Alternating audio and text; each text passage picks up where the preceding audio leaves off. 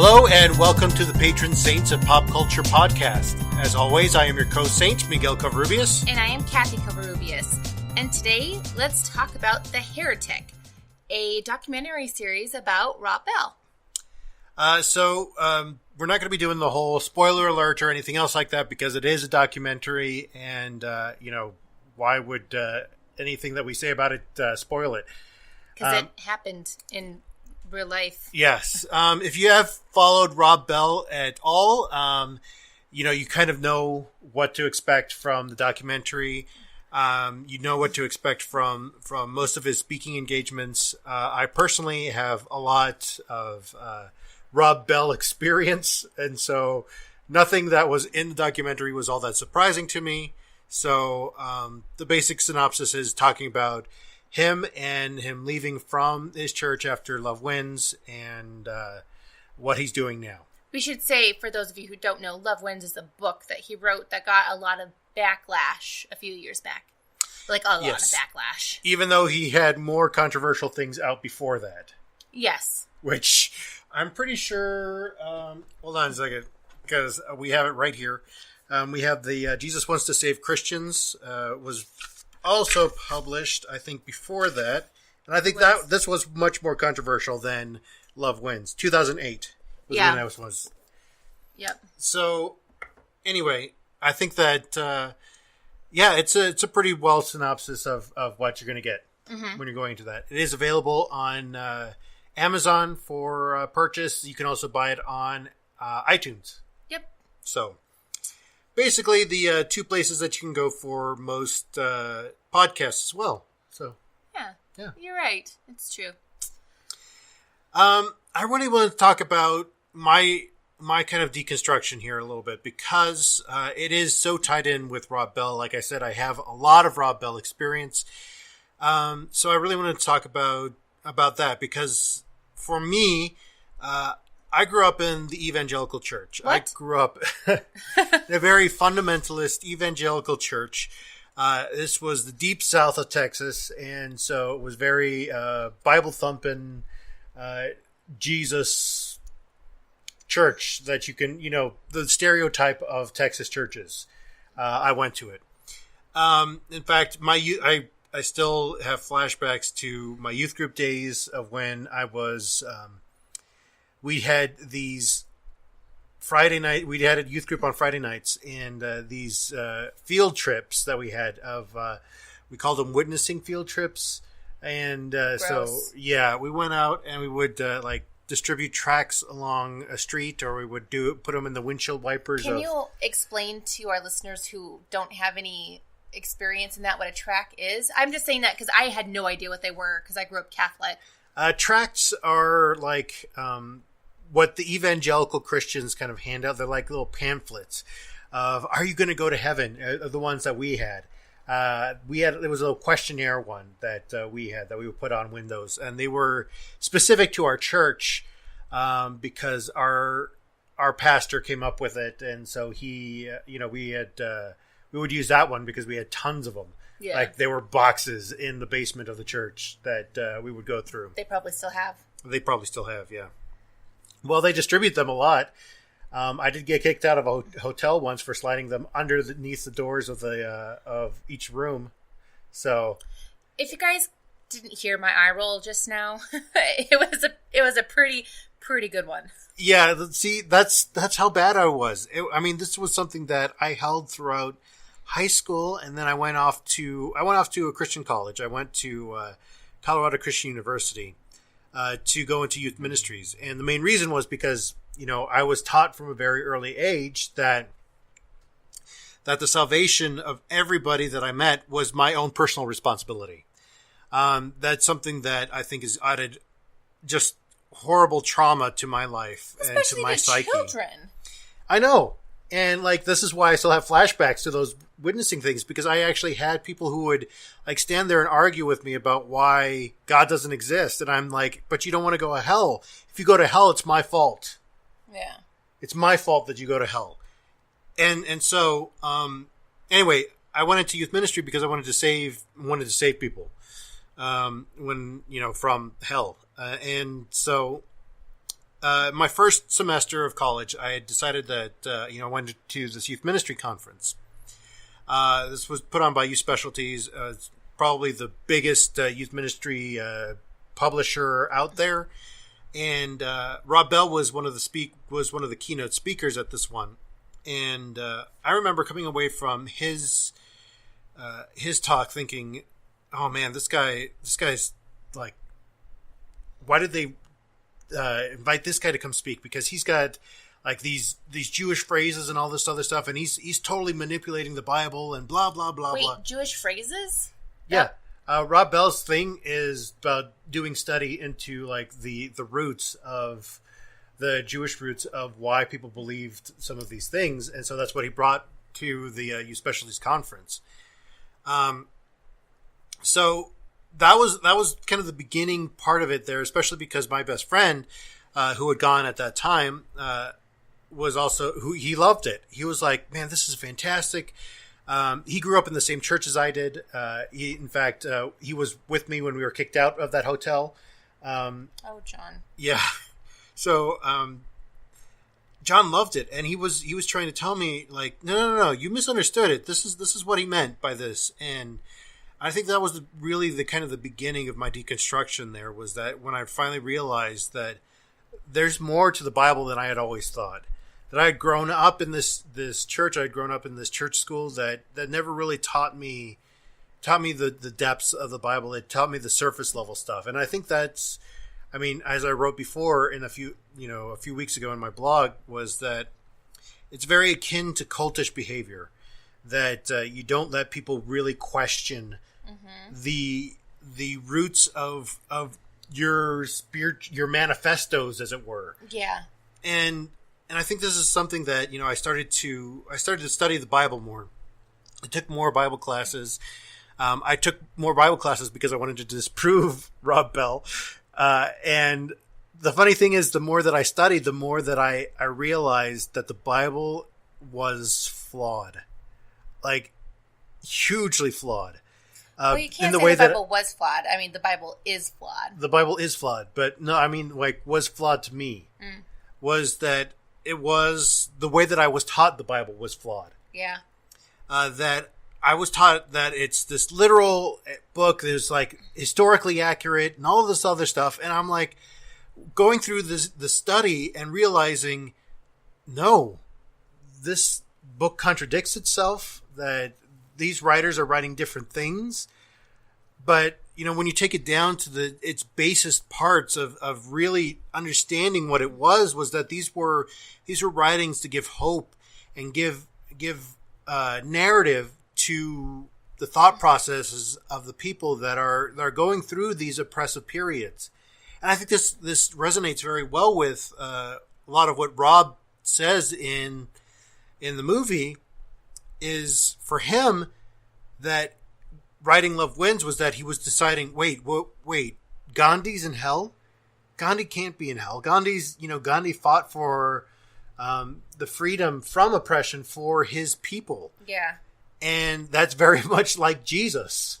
Mm-hmm. And so he was like, no. And so he wrote Love Wins from that. And for him, that was his message from then on, was, leaving Mars Hill because he was getting a lot of backlash from it. And so Mars Hill was losing a lot of its membership, was losing a lot of its money because, he was still there. He was still the pastor of that church. That's kind of when he made the decision to move to Los Angeles, and he moved out of this period, which is funny because there is this tie-in with a lot of pastors and a lot of even the people in the video in the movie about what happened to them. Yeah, and it was over almost the exact same topic. Yeah. And I remember, like, way back in, I think it was about 2006, when there was this church in Denver that I went to a lot. It was sort of a mega church. It was up on the mountain. It's called Lookout Mountain Community Church. I don't even think that they're as progressive as they were back then, but there was a pastor that was there. He was the head pastor, and I loved listening to him speak because he really did have, kind of a thoughtful, engaging process with the Bible. But he put out this memo to his congregation about how he didn't believe that hell existed. And if it did, that it wasn't a permanent place. And the reason why he thought that was that if God loves us unconditionally, if there is this God that he reads in the Bible, that he never ceases to act redemptively towards God's people, that how could that God then let death separate them from God's love, from God's redemptive actions? Yeah, and even like, I think Rob Bell says in the movie, he's like, what creator, like even an artist, do you know who creates something, loves it so much, but then is willing to just destroy it? Like, willingly. Exactly. That's a very petty God. Mm-hmm.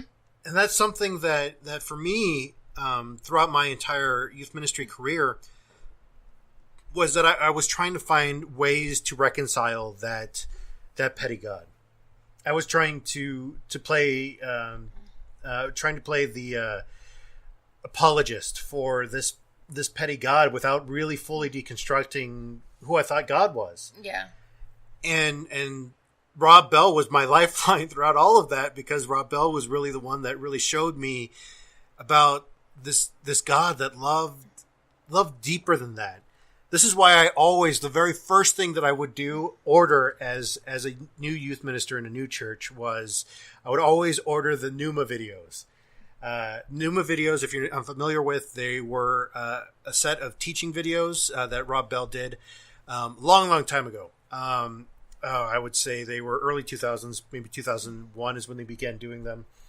And the very first one, like, still to this day makes me cry, about this story about him walking around a lake with his son, and that it begins to rain, and that his son is like wailing on his back. He has him in that one of those backpack things. Yeah. And that he's saying to his son, don't worry, Dad knows the way. Dad has you. Dad's going to get you home. That he thinks that he, likened that to God, was that image of a divine parent holding its child and saying, it's okay. You're suffering, but I see that suffering. I'm going to take care of it. I'm going to make sure that you're all better. I'm going to make sure that we get you out of the rain. That for me, it's still powerful to this day. Even now, like, as I'm thinking about it, I'm like, I'm partially wanting to cry, because that's the way that I am with my son. Is that I want except for when he wants bananas. Yeah, he just had a complete nuclear meltdown because we didn't let him have a banana, because he had an apple right in front of him, and it's like, come on, you have apples, kid. Yeah, but he's stuck with our guns. Yeah, is that, and I'm thinking that a divine parent would not be so petty as to send its children off to an eternal torment or an eternal torture for some petty, small, insignificant little hiccup. Yeah. And when I started to dive into more study, was that, like, even the word sin, people completely misinterpret what that word is. In fact, throughout the Bible, even in Hebrew and in Greek, both of them are terms for archery or for target, or a target sport. And both of them are missing the mark.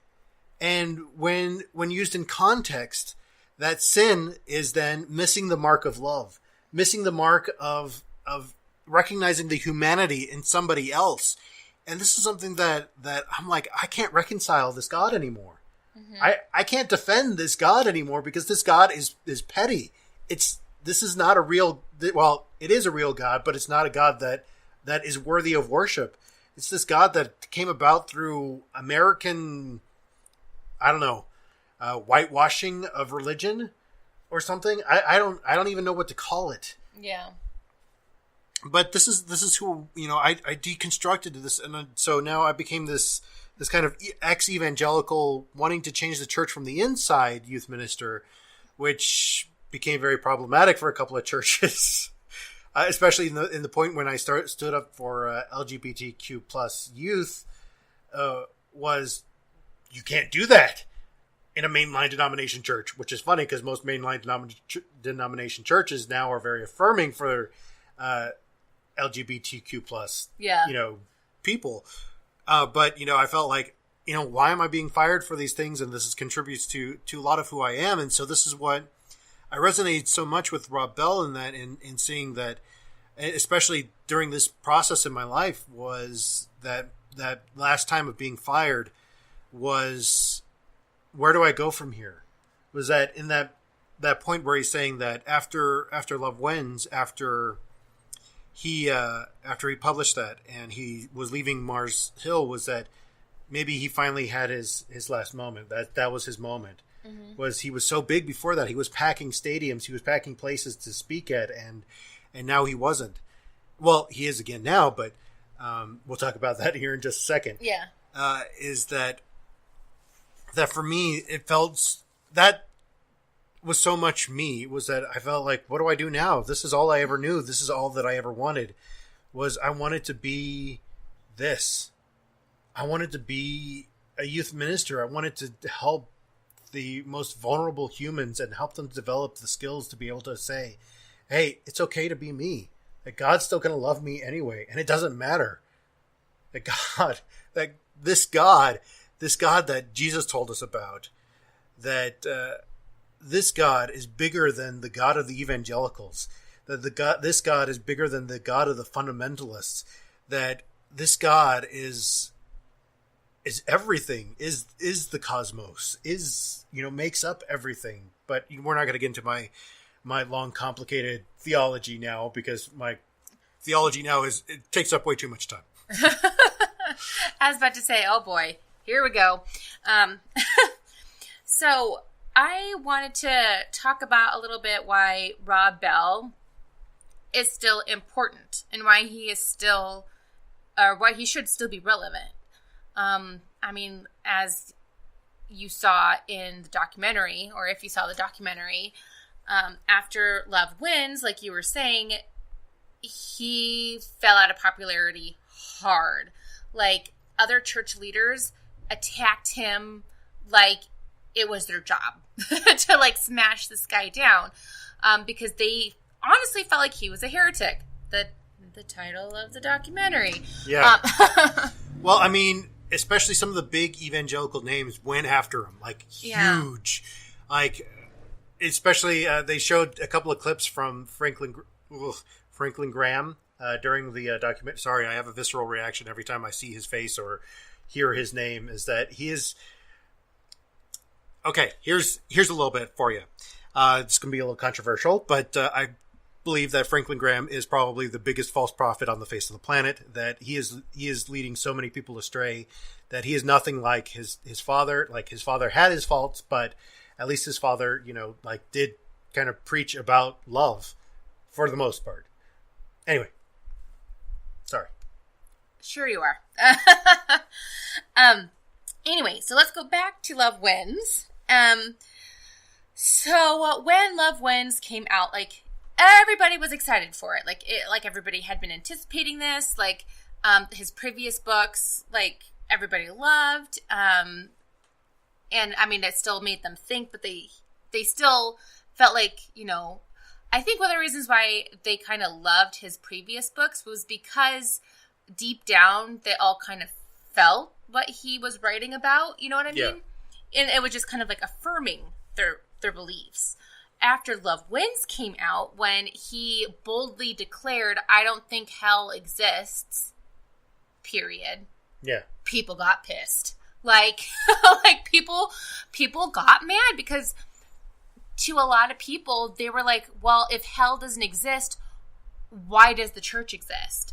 Why am I doing what I'm doing? Like, why do I feel this way? Why do I do the things I do then, if hell doesn't exist? Well, and it kind of flew in the face of a lot of atonement theories and the reason why Jesus had to die, which is why now, primarily I say, is that it's not important why Jesus died. Jesus died because he spoke a different message. His message is what was important. His message was that everybody is loved. Everybody is included. Mm-hmm. Well, but as a result of the book, surprise, surprise, if you guys remember this, he lost a huge chunk of his base, like you were saying. Like, before, he was packing in, like, huge stadiums that, like, rock bands would, like, jam-pack as well. And then it was, like, pulling teeth all of a sudden to get people to come to his shows, to, like, watch him talk. I don't want to say watch him preach, because the way he talks is more like a seminar or a lecture than, like, a sermon. You know what I mean? Yes. Like, it's just different. I mean, it's more intellectual, I think. Because Yeah. he's not... If you see him, he's not about pointing fingers. He doesn't talk down to people. Yeah. Yeah, and he's not like, you need to do this, you need to do that. You know what I mean? Yeah. He's just, he's explaining why he feels the way he feels. Yeah. Exactly. And it took a lot of people a long time to kind of absorb what he was trying to say, kind of think about it on their own. I mean, people were shocked. Yeah. Were shocked. I mean, even in our church at the time did a book club on Love Wins. And I remember, like, this, we weren't very far into the book at all. And this one person in the book club was, like, visually upset. Like, he was like, no, I don't agree with this. Like, no, like, people go to hell. Like, people who don't believe in Christ go to hell. Like, he was, like, he got red upset. in the face. He was. And everybody, I mean, this was a Episcopal church that we were at. And Episcopals are pretty I just have to say, in his defense as a human being, was that he was able to move on from it pretty quickly, though. You cut me off, Miguel. Oh, that's my story I was telling. I just wanted to say. Thanks for ruining my story. But anyway, like the next, so a week later, after we had all kind of like, I guess, pounced on him and was like, no, why would you think that people who are good, who like just happened to not have a missionary like in their area at the time, when they died, they go to hell? But they were still good. Like, they would have done and acted as if a Christian, like how a Christian is supposed to be. But because for some reason they didn't hear about Christ, they went to hell. Why does that make sense to you? And I think a week later, when we came back to the book club and we were moving on to the next chapter, like, he was like, I thought about what you guys had said. I'm still not 100% on board, but, let's continue this conversation. Let's, like, you guys have brought up some good points, type of a deal. Well, and I think that's the beauty of the Episcopal Church, and I think that's the beauty of when people actually have conversations rather than just trying to defeat each other's arguments. Yeah. Is that, I think that was the only church that I ever worked in that it was healthy. Mm-hmm. I think that was the only, there was very much something very special about that church, about the people there in that church as well, was that they developed a way of being able to be in conversation with each other and see each other as family rather than just other congregation members. Yeah. Well, this isn't about that church. This is about Rob Bell. But just like the guy in our book club, like, other people in just the general, like, large community as Christians slowly started to turn around as well, too, and, like, started to pick up, like, really understand what Rob Bell was trying to say. Me, like, I was like, oh, yeah, that totally makes sense, like, right away. Like, I've never thought that, like, I always thought it was so strange that people thought that, just because you didn't hear about Christ, you were going to go to hell, period. Like, even if you were a good person. Like, that just didn't float with me. Like, I thought it was so weird, Yeah. So I never really thought that way anyway. But I guess that's why it was so much easier for me to be like, okay, like, it wasn't that radical for me to read his book. But a lot of people were mad. He grew up Catholic, so. A lot of people. Oh, did he? No, you. Oh, me. Yes. Yeah. But Catholics still believe in hell. I mean, there's a huge group of Catholics that still believe in purgatory. Yeah. Even though purgatory is a man-made thing. But anyway, we won't go on about that.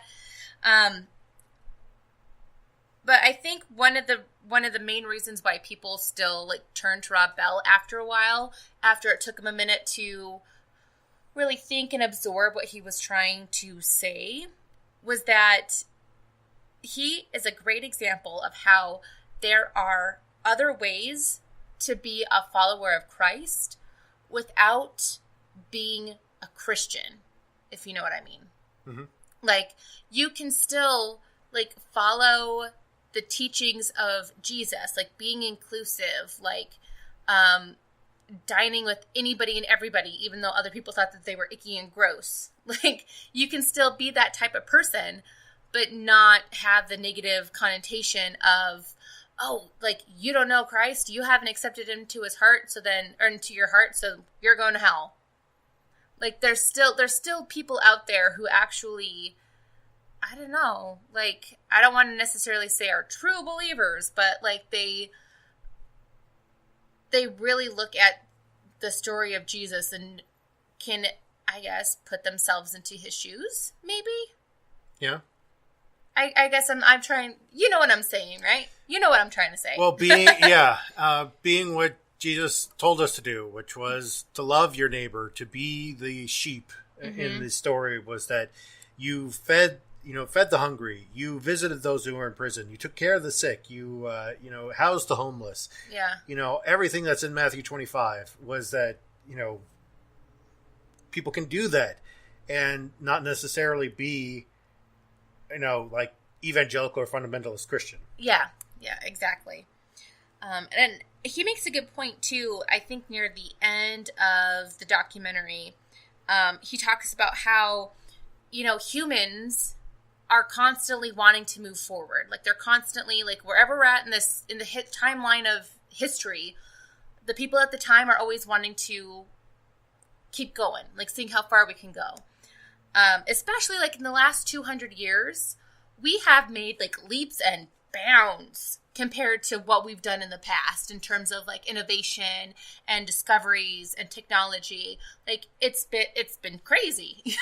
If you really think about it. It's been crazy. I mean, even the last 20 years, for goodness sakes, has been ridiculous with what we've been able to come up with. And he mentions how we can't, right now, because of all the stuff we have learned in the last 200 years, we can't ignore what we've learned. We can't ignore what we've discovered within that time frame. Mm-hmm. And a lot of the fundamentalist evangelical churches want to ignore that. Like, they will go out of their way to think of ridiculous theories that I have no idea why people think that they're true. Oh, the mental gymnastics that occur in the evangelical and fundamentalist churches are just insane. Like, how do you go through that? We used to live in Colorado Springs, and like, there is this dinosaur museum up in the mountains outside of Colorado Springs, and there are protesters there, like, almost every single day, protesting a dinosaur museum. Like, it's a dinosaur museum. How do you not believe that dinosaurs existed? I don't know. In 2018, how? Because, like, for some reason, they just think that God just put the fossils there for us to discover. Well, why did God put the fossils there? Why? Like, why would he do that? To trick us. Why would he want to do that? I mean, if he's such a loving God, why would he want to trick us into thinking that there were dinosaurs if they didn't really live? And that's the thing, is that those mental gymnastics, that they just baffle me. How in the world do you believe in such a small, petty God? I don't know. And let's face it, the whole, as Hulk put it, puny God. Well, and don't even get me started about the whole people used to live 800 years. Yeah. What? Like, I don't even. I'm just, well, maybe it felt that way because you didn't have, the technology to, like, try to pass the time quickly. Like, I don't know. I don't know. I've also read somewhere where, maybe they just had different years, didn't actually mean years. Maybe they meant something different. Well, and as one of those classes that I took was on the Old Testament, was about how it's really was the name of their tribe, is how long, this patriarch kind of lived over, like, this patriarch tribe. Like, Methuselah's tribe was over 1,000 years. that they knew like their line all the way back to Methuselah, and it became so, interspersed with all the other tribes that it was like, oh, okay, that, Methuselah's line is gone now. So yeah, but still, like, I don't know, just the things that the whole cloud theory about there being a cloud, one continuous cloud around the earth. That's a new one I didn't realize was a thing. Oh, the Genesis flood stuff. Oh my goodness. But anyway, the point is, with the technology that we have today, with the discoveries that we have made recently in the scientific community, you can't ignore that. Like, God gave us this great brain to figure these things out anyway. Why would he try to trick us? Our God is not Loki. Like, he's not trying to play tricks on us. No, and that's the thing, is that how can you defend such a small and petty God in your mind? How is that God loving? Well, because here's the thing. That God they can relate to. Of course. That God, they made God in their own image. Exactly. Yes. Yeah. So that's why they think that's why they find it believable. Anyway, I feel that we need to celebrate progress. Yes. And Rob Bell is kind of like, he doesn't like doing this, it feels like, at some points in his life, because, he does get thrown down the stairs occasionally. He shows that the church can progress instead of regress with how some of the church communities are going right now. Like, a lot of the church communities around the States, especially, are trying to, for some reason, bring us back to the turn of the century, even further sometimes. And well, that's when they believe that we were happy, was the 1850s or the 1950s, when Leave It to Beaver or whatever. And the 1950s were horrible. Yes. I mean, segregation and everything else was horrible. Sexism. Like, it was bad. Why do you want to go back there? I don't know. We've progressed since then. Yes. But women can wear pants. Women can wear pants. I'm sitting cross-legged right now. But anyway, with Rob Bell, like, he is, in a way, a good example of the progress that the church should make. Because progress is a good thing. Us as humans, as I said, and he said in the documentary, want to move forward. We want to become better. We want to see how far we can go. And this isn't a bad thing. It's gotten us to great places so far. Why not keep going? I also really appreciated his benediction at the end, was that even if you feel hopeless, I remember that it's always the most difficult before something changes, before we make the biggest changes. And I gotta say, we're going to be making some major changes, major progress really soon, if that's a indication of things. Oh, geez, Louise, I sure hope so. We've been bonkers the last couple of years. Oh, it's just been 456 days since Donald Trump was elected president. Did you look that up before this podcast? I saw it on somebody's tweet earlier today. Okay. Yeah. So instead of our principles in the parable here, because it's a documentary and we really didn't go through the themes of the documentary, we decided that we're going to give out some references and some points of some resources for deconstructing and progressive thought. And so we decided to do this because it's, people are always looking for more stuff to fill that need, as Rob Bell talks about in the movie. Yeah. Is that we're hungry. We're hungry for more things. We're hungry to understand who we are as human beings a little bit better. And so I just wanted to give a shout out to these other things that helped me to understand my place in where I am now. And so with the first one being the Liturgist podcast, they are probably one of the biggest progressive podcasts and deconstructing podcasts out there. And so they have an episode with Rob Bell on it. It literally made me cry. I was listening to it while I was cooking dinner, and I was like bawling because of what Rob had to say in it. Was that it was learning how to be human again. Yeah. And it was just a beautiful, beautiful episode. Go check them out. Oh well, Rob Bell has his own podcast. Rob Bell does have his own podcast. It's called The Robcast. Yeah, I know. I just looked it up, everybody. You're welcome. You can also check out the Exvangelical podcast. This is one run by Blake Chastain. Blake tells the stories of a lot of people who are moving out of the evangelical culture and the fundamentalist culture. Fantastic podcast. And there has been a community that kind of developed around that, not just the podcast, but the community kind of developed on its own. But it was centered around his podcast at first. And so it's still called Exvangelical. You can find them mostly on social media. On Facebook is a very large group. On Twitter, we're also very visible on Twitter as well. I am a part of that community.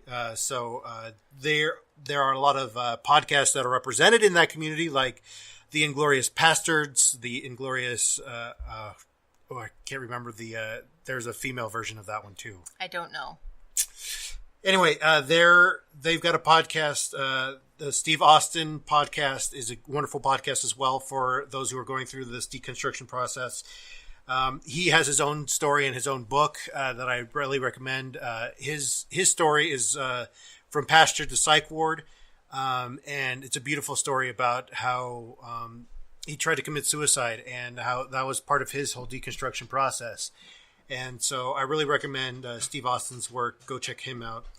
And so there's just like tons of podcasts out there for you if you're looking for deconstruction and kind of that moving out of the evangelical fundamentalist population. Anyway, we're part of that as well, sort of. We're more on the pop culture front of things and pulling more moral philosophy as it pertains to religion as a whole. Some bloggers that you can follow for that is Chris Kreitzer. Fantastic blogger. He used to be a pastor as well. He is an amazing writer. He just finished writing a book that is not yet published, but keep a lookout for his book and check out his blog. He's written some amazing things. Kimberly Stover, she is on Patheos at the moment. You can check out her stuff on there as well.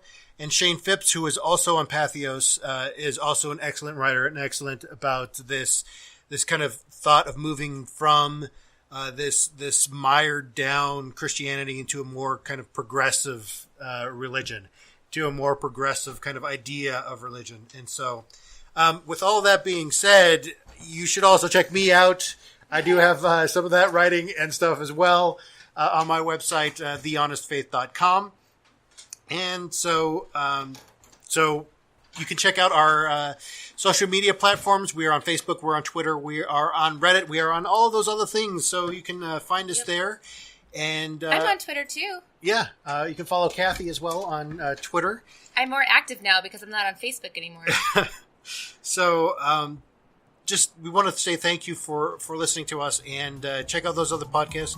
But also don't forget about us in the process. So with all that being said, we invite you to come and join the conversation. Bye.